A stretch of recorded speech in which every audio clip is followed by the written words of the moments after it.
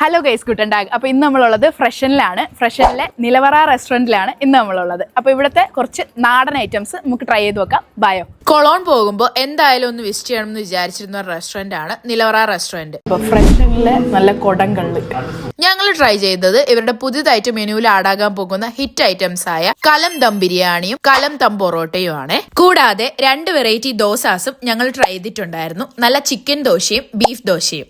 നാട്ടിലെ നാടൻ food items miss ചെയ്യുന്ന നമ്മളെപ്പോലുള്ളവർക്ക് ഉറപ്പായും വിസിറ്റ് ചെയ്ത് നോക്കാവുന്ന ഒരു റെസ്റ്റോറൻറ്റ് തന്നെയാണ് നിലവറ റെസ്റ്റോറൻറ്റ്. കൂടാതെ ഇവർക്ക് കാറ്ററിംഗ് സർവീസും റെസ്റ്റോറൻറ്റിനോട് ചേർന്ന് തന്നെ ഒരു ഇന്ത്യൻ സൂപ്പർ മാർക്കറ്റും വരുന്നുണ്ട്. നല്ല നാടൻ കള്ളും ചട്ടിച്ചോറും എല്ലും കപ്പയും കോട്ടയം മീൻകറിയും ഒക്കെ നിങ്ങൾക്ക് ഇവിടെ വന്നാൽ ട്രൈ ചെയ്യാവുന്നതാണ്.